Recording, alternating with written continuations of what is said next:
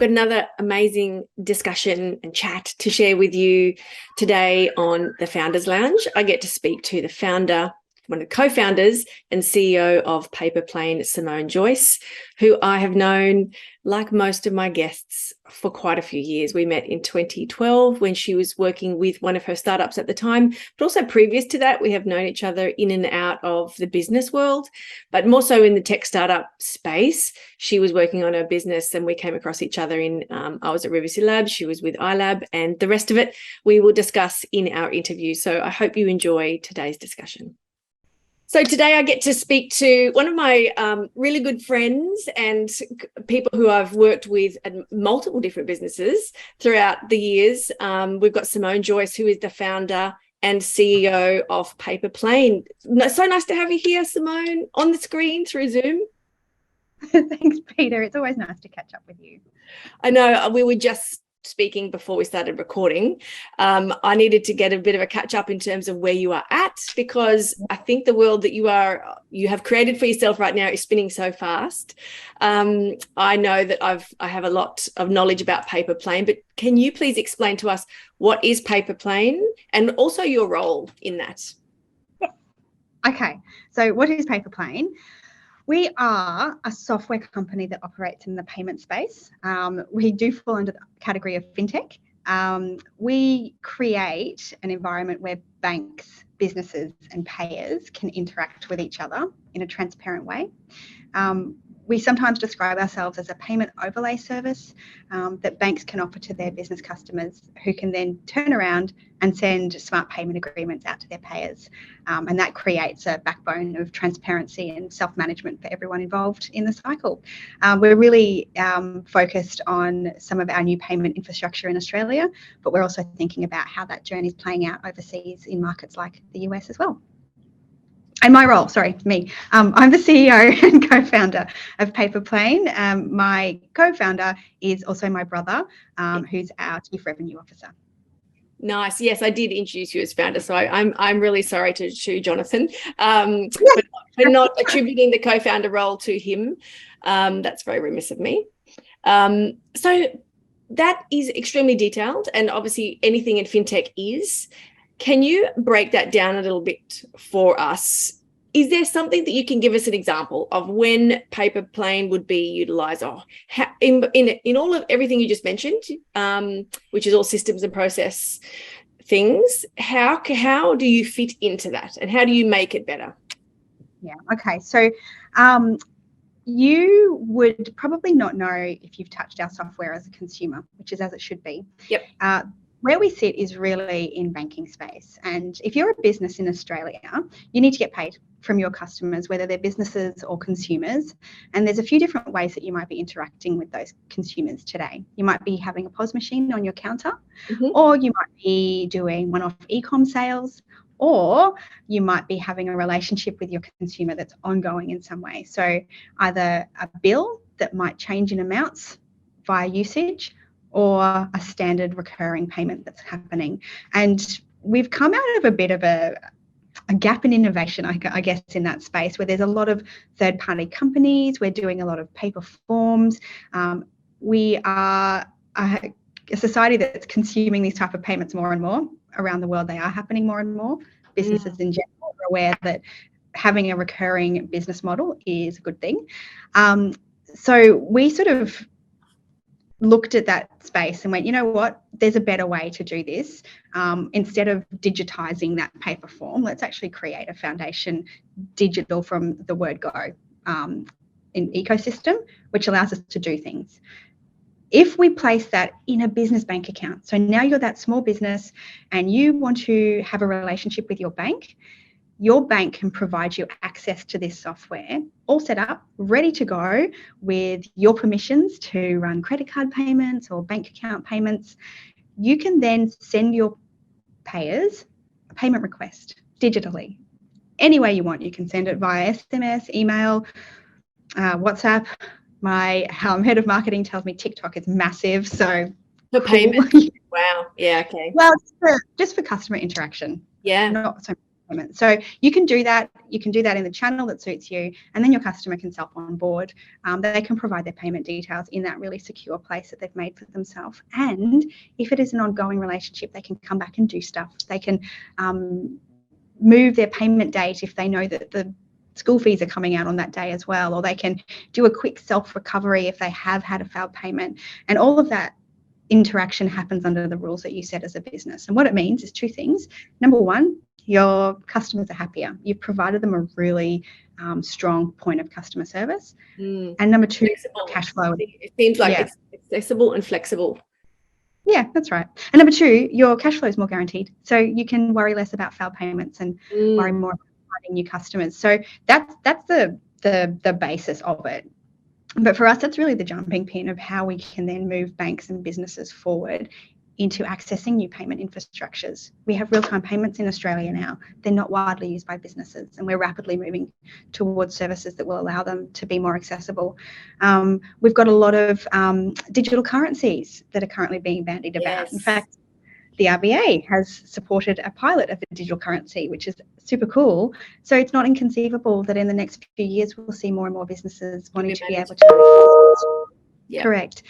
So by having that basis of a ecosystem platform, we can actually help everyone move forward in how they operate. There is so much in that, and without going too detailed in terms of, obviously you work a lot and you have to have integrated with banks, which I can only imagine would have been a journey in itself, starting off that relationship. But I want to go back a little bit to the start. Obviously, your background, is it in finance? How did you even get into this space? How did this kick off? Where did the idea come from? What did you do next? Because I know right now you're in a position where it's extremely detailed. You're very embedded into that financial ecosystem, but I know it didn't start that way. Can you take us back to the start of where this began for you? Yes. And yeah, you're right. No one really wakes up out of this industry and goes, I'm going to be in payments one day. It happens to you. You don't sort of set out to do it. Well, certainly not any in my experience. So yes, without going too far back, my first foray into high growth technology companies was all the way back in 2012. Yes. I had just returned from Dubai with 2 small children, and you've heard all of this before. I was freshly divorced and really didn't know what to do next. And I really wanted to be a midwife, and I still do. One day I will finish that. Me too. We've talked about this. In our retirement, we can deliver people's babies. Deliver babies. I know. I love it. Love it. Anyway, got accepted into this midwifery degree and went, oh, fantastic. This is so great. Oh no, I've got 2 essentially babies myself, and I'm a single mum. I can't do the shift work that this course immediately puts me into. What am I going to do? So I kind of shifted sideways a bit into organisational psychology, which was really interesting. But that was at UQ, and at that time there was a program called iLab that had just started heating back up again after being in form for a while. At that point, it was a joint venture between UQ Commercialisation and state government. But what they were doing is saying, we've got this packet of starting funds, and we'd like to put you through a 3-month program where you can access those funds to go and build something and see if that works. And I knew nothing about technology companies. I think I didn't even have an iPhone at that point. I think I had a BlackBerry or something. No, it was a bit iffy. I had a very early version. Yeah, it was. It was a turning point. It was a turning point. The cameras were terrible. I think we had them, but they didn't have the functionality, and they were quite slow. Well, I was still married to that little tiny ticky-tacky keyboard that was like a hard keyboard on the bottom. Anyway, so I went along to this boot camp that was like the introduction. Yep. And some amazing people spoke. Lee Angus was running iLab at that stage. Yes, he was. Came and spoke about innovation, and the concepts that he spoke about then are like the basic building blocks now of everyone knows about them, but things like a better mousetrap and all that cool stuff. Yes. It's fascinating what we thought was groundbreaking, or everybody actually thought was groundbreaking, but it just goes to show how fast we've accelerated. But we've had to accelerate our learning to keep up with all of this, right? Anyway, so keep going. Sorry, iLab boot camp is where it began. And I roped in my then boyfriend who he was a web designer at the time. So I thought, oh, he can do IT because he can write a website. He's technical. He's doing things on computers. Yeah. So I was hooked. I was like, oh, this is amazing. I've never heard of these things before. You know, unbeknownst to me, there was a whole world of startups overseas that had been happening, right? We were a little bit late to the party in that stage. I had the same revelations in the same year. So, yes, I'm on board. You were doing River City Lab at this time. And I was like, what is this world? What are these people building in here? Fascinating stuff. Yes. Anyway, we got in with this idea that I would be so embarrassed if we went back to our lab and pitched the same thing in the same way that we did. I think you should at one point, just for entertainment. Oh my God. Anyway, it was called Perch Project. And what we wanted to do was create one spot where you, as a punter, could find somewhere to get a 2-for-1 meal or, you know, cheap beers or whatever it was. You know what? That was the era of the deal app. It was. And we were coming off the back of Facebook check-ins. Do you remember that? Where people used to check in. And you could unlock a deal by doing that. Doing a check-in, yep. Yeah. So we kind of rode that wave for a little bit. And what we found was that businesses were really on board because they just wanted to tell people about their stuff. Yes. People were on board because they wanted cheap stuff. But there was no business model because businesses didn't like to pay for stuff for marketing back in those days because Facebook was doing it all for them. Yeah. So we kind of squidged around a bit and tried to shoehorn that into being a business model. We made so many mistakes back then. Like we used that startup funding, and I'm pretty sure we used like one of those freelancer type websites. There were 2 at the stage. And we found these developers, like I think they're in the Ukraine actually, and they told us that we had to build it in .NET, that there was no other way to build this, like the worst possible thing we could have done, worst choice we could have made at that point. We made all the mistakes. And then, you know, we really pushed that for some time.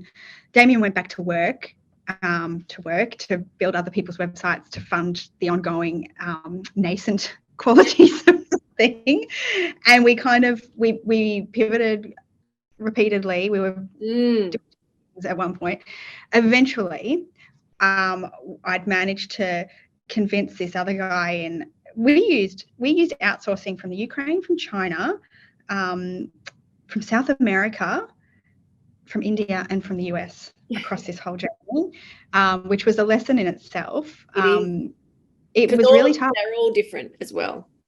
Yep, all different. And there's all language barriers, particularly from a non-technical person. Not only do we have a broken language barrier, we have a descriptive language barrier as well, because I can't meet your divs and dashes with my own. So it was tough. Anyway, we ended up with this API that could be embedded into what the next wave was, which was online What's On magazines, Weekend Edition, Concrete Playground, all of those type of stuff. They needed short form content, and I could provide them an API with this content that was constantly refreshed. Good. But at this point, like nothing left in the kitty. We're done. Yes. And this payments company came along and said, hey, we really want your information. We're building this debit spending card for kids who are coming over from predominantly Hong Kong and China to do their English as a second language course, so they could then go on to do their tertiary studies here. Going to load these cards in their country and come over and spend that in Australian dollars, but we want to have a nice curated list of places they can go to do, and you just happen to have that solution. And I was like, well, yes, except I can't give it to you because I don't know how to make the API work any differently to what it is now. It's frozen in Aspic, no more for money left. Yes. And they went, okay, well, how about we remember that conversation, because you actually called me to say, we've got this offer. What do you think about these people? Does the deal sound legit? And I do recall that conversation at the time. It did seem quite far-fetched, but it was absolutely legitimate. It was a legitimate offer at the time, and I took it because we didn't have any other. What else would I do? I should also add, at this point, I remarried that my then developer boyfriend, who was now my developer boyfriend, And I was pregnant with Yes, you were, baby. because I remember you pitching at one of the events and we were both pregnant. Yes, beautiful. Got the bumps out, on the microphone with the bumps out. Yes, we did. Right. Anyway, so part of the deal was that I would join their organisation as their strategy sort of officer, and they would take a huge chunk of my company, I think it was like 30% or something. Yes. And they would continue to invest resources into developing it out further, and so on and so forth. And okay, that's fine. But this company was a payments company, and so it was my first introduction into payments as a concept beyond, you just do PayPal, right? Like you just use the PayPal API or the Stripe API, easy. But something just kind of clicked. I really liked it. I really liked payments, and it was just obviously something was just there. You got it. I think your brain obviously understood the concept and maybe looked at the opportunity as, wow, I can see beyond what we're doing here. Yes, and I like things that we use every single day, but no one really understands how they work under the hood, and getting under that hood is really interesting. Yes. That's never motivated me to understand my car, but for some reason payments, great. Yes. So it kind of went along for a little while, and things weren't quite right at this company, to be honest. Something was just not okay. It was, when things are a little bit out of focus and you're like, oh, something's not quite right. And it just so happened that from the beginning. How important is that now? Obviously, I just want to mention that because for you as the founder, and we've talked about this a few times, us in our own meetings, what you picked up on then is something that's so powerful that most founders tend to forget or not trust that inkling that you had right then. But how much did that prove to be true for you? That something wasn't quite right. Something wasn't quite right. And it was not only not quite right, it was actually really bad. Like the worst things that you can do in payments land all have beautiful acronyms attached to them. So AML is a big one. That means anti-money laundering. Yes. And KYC, know your client. They go hand in hand because you need to know your client so you don't do money laundering. And those things were not being respected, shall we say, in the worst possible way. And not only were they not being respected, they were actively being avoided. Right. Which really, really bad. So here you are, you're inside this organization now. They've got 30% of your company. What did you do? What did you do next? I got on a plane and went to Melbourne and told the owners of the company that they were engaged in money laundering and it was really bad, and that the implications of that had far-reaching effects beyond that entity itself. The owners of that company had a lot of other assets that could have been affected. And I expected that there would be a bit of a shake-up and that we would mend our ways and everything would be okay. We could tell AusTrack, oh, whoops, we did these things. Here we go. We're back on track now. Instead, I got made redundant. Because they didn't like what you were telling them.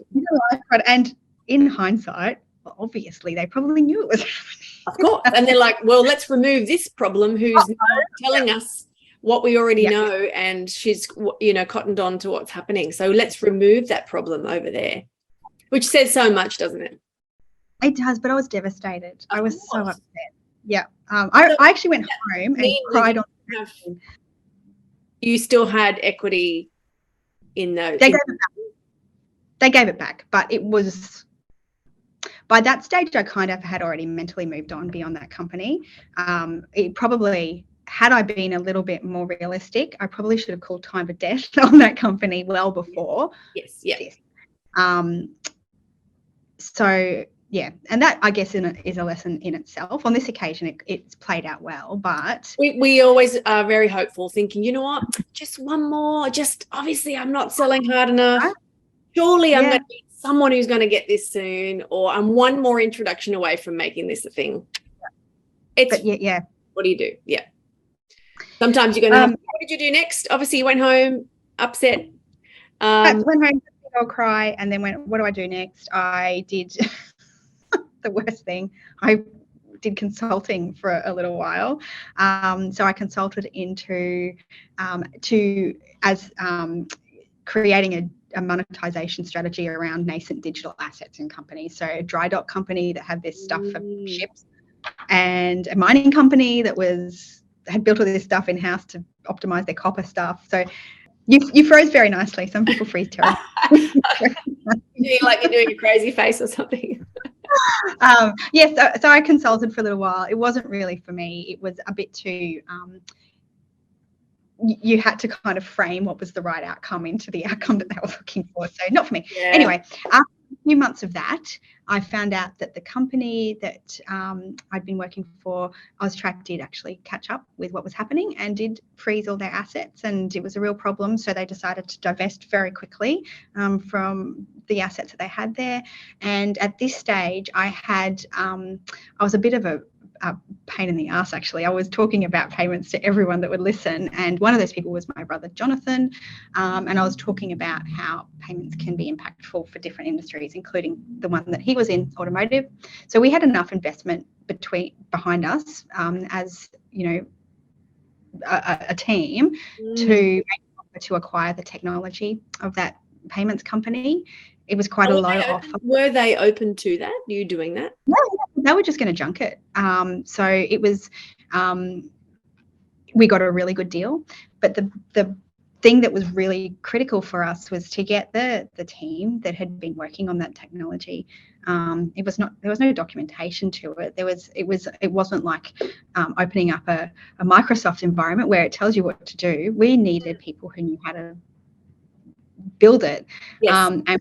And one of the best things that happened was that 4 of those developers agreed to come and join us, and including Grant, who's our CTO, who honestly, without him, we would be nowhere. So that was a good day. So there you go. It pays to, like you said, you hung on to your startup for longer than needed to be, but then it led to that next opportunity, which you sense, your spidey senses up and said something's not quite right here. But then you also called it.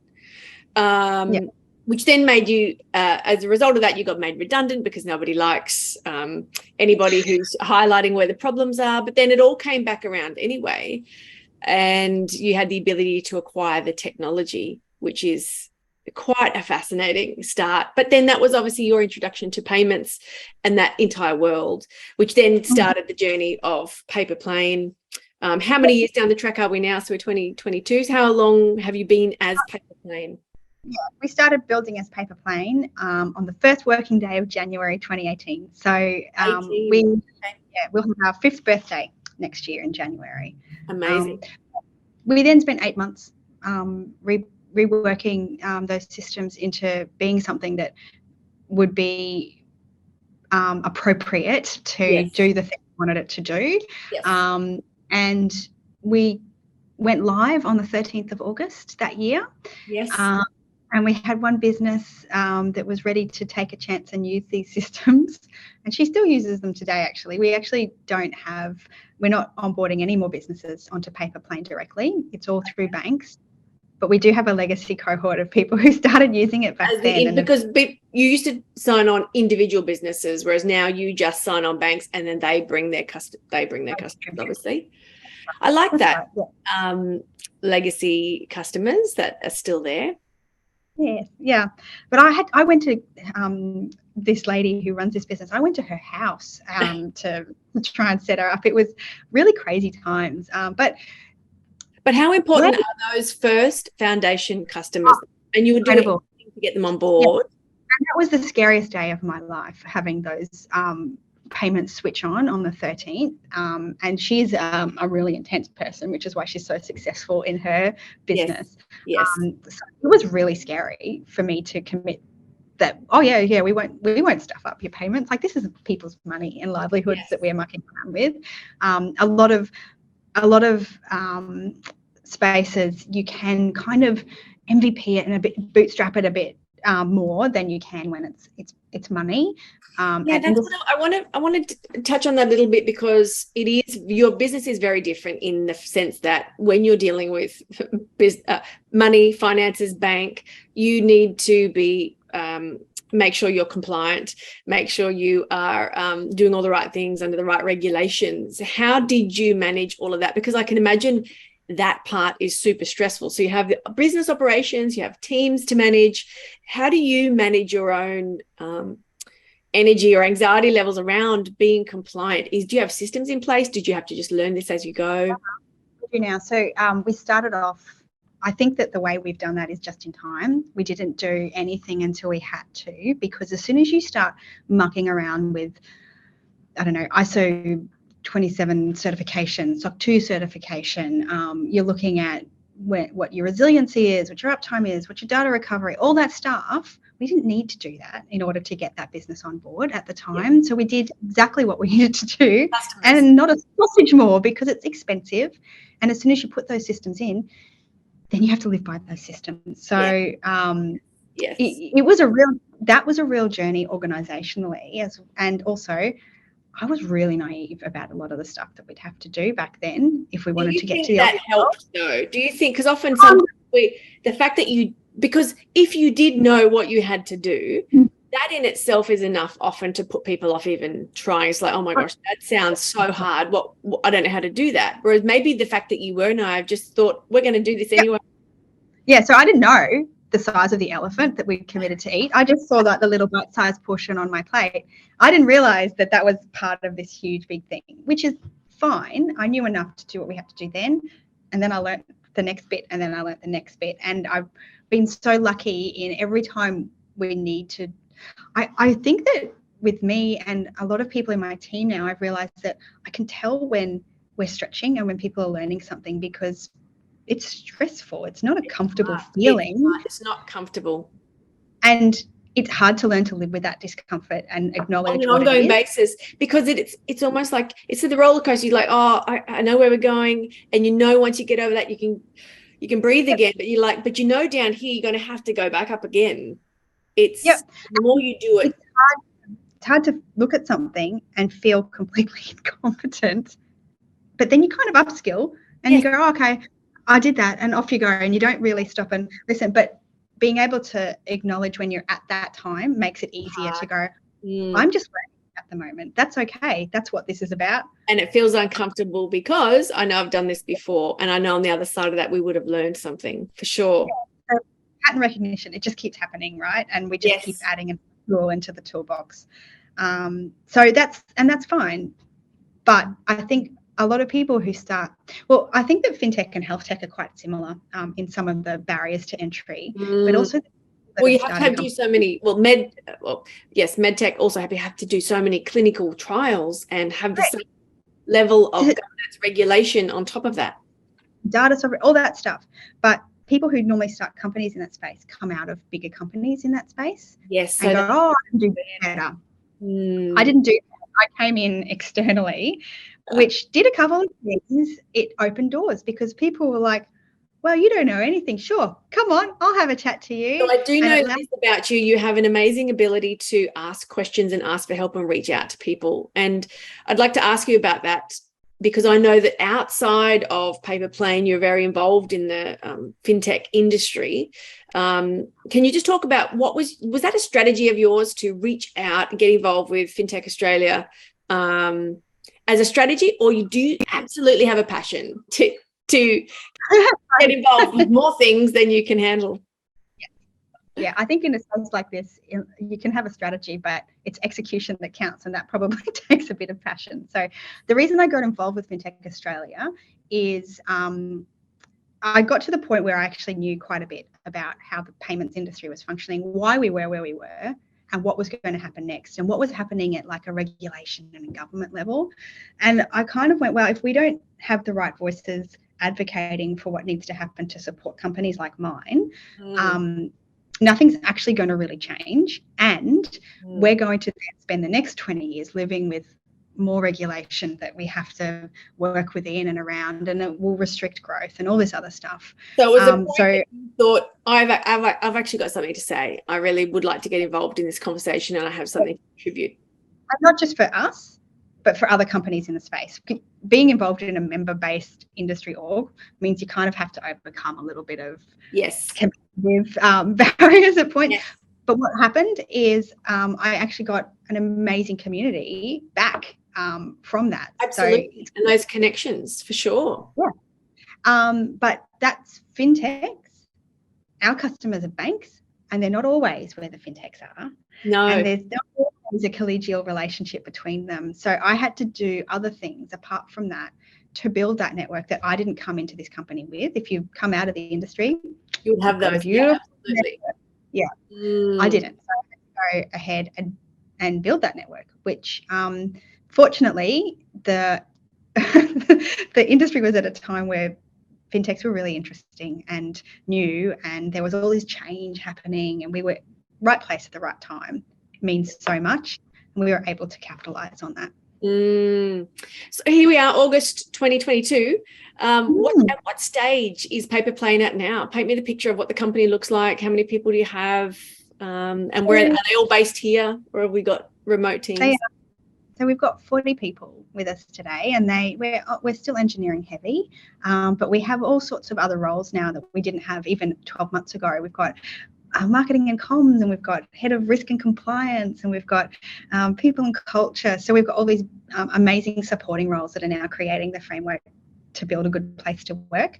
Our office is in Brisbane, and we're all based in Brisbane, and a lot of the time there's more than half of the people in the office, which is really cool.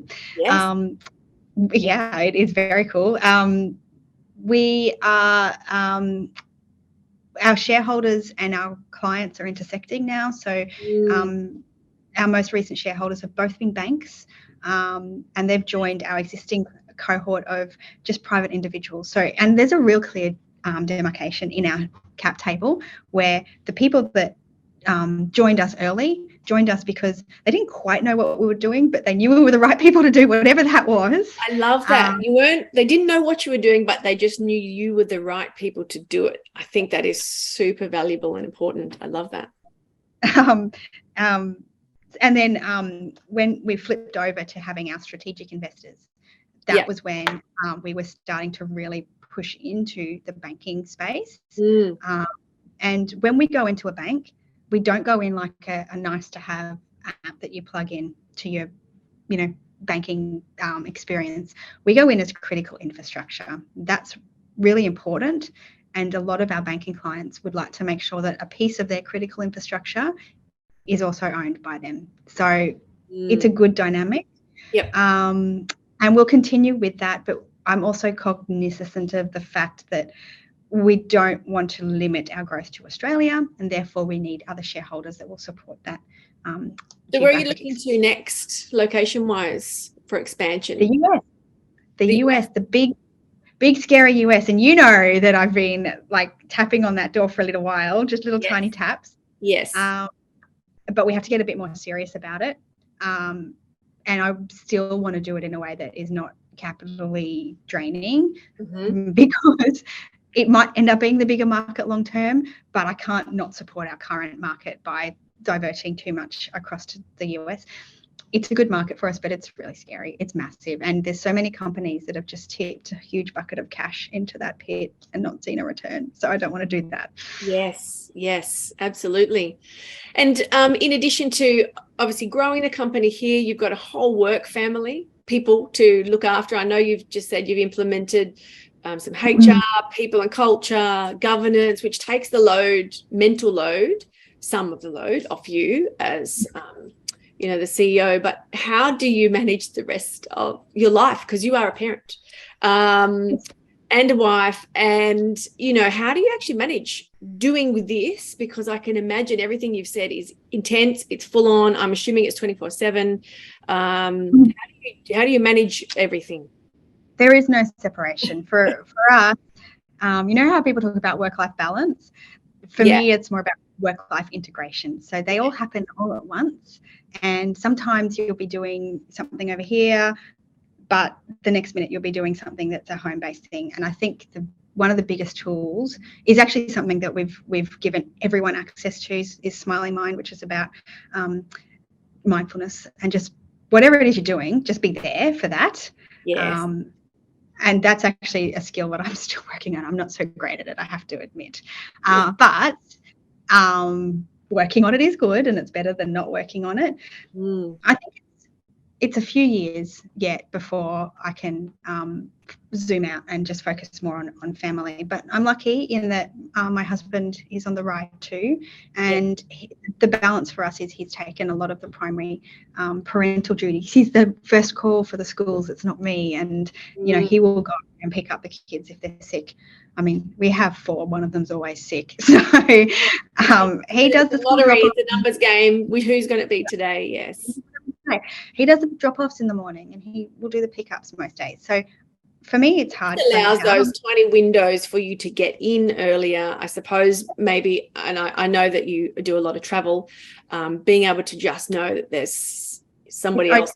There is another parent, and it is another parent. And it's so much better these days where it's not lesser than.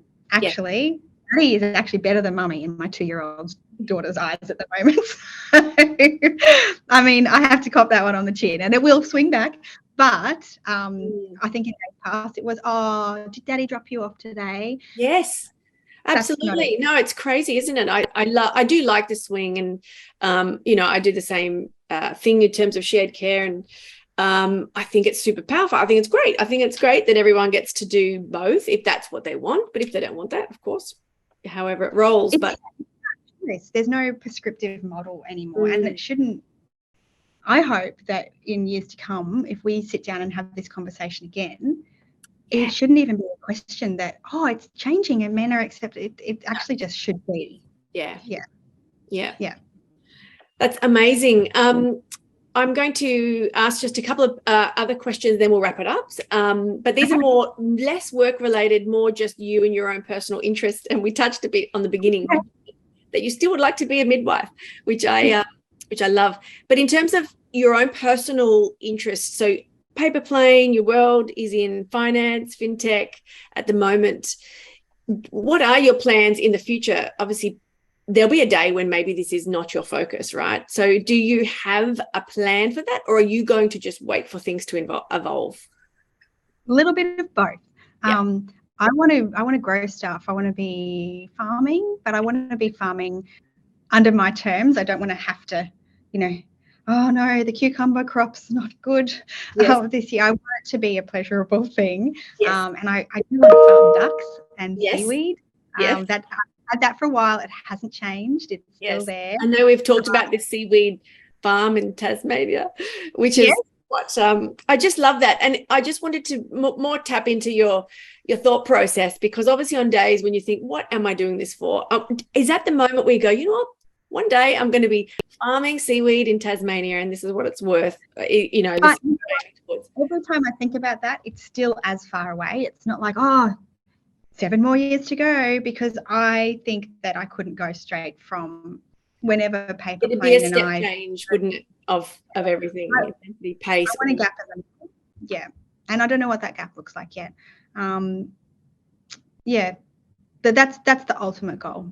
Do that. Do you know, back in the iLab days, there was a guy called, I think he's Mark Bathy, and we were having one of our one-on-ones that we had to do, and he said to me, I really miss the early days. It felt like that was the most enjoyable time of my companies.